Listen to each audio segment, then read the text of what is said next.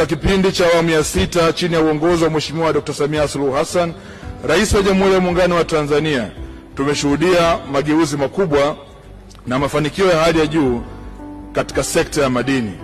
Katika kipindi hicho tumeshuhudia kuendelea kuimarika kwa mchango wa sekta hii kwenye pato la taifa na kukua kutoka 7.3% mwaka 2021, 9.1% mwaka 2023 na kufikia 10.1% mwaka 2024.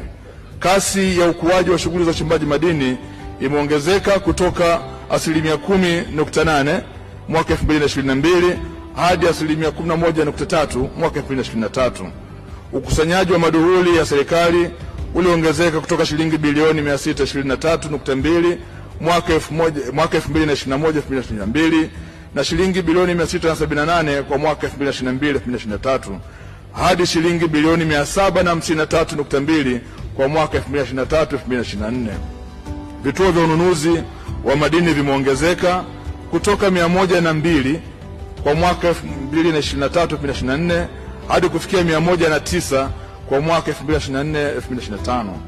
Ununuzi wa mitambo 10 ya uchorongaji kwa ajili ya wachimbaji wadogo na kuanza kwa ujenzi wa kiwanda cha kuchakata chumvi katika wilaya ya Kilwa, mkoa wa Lindi.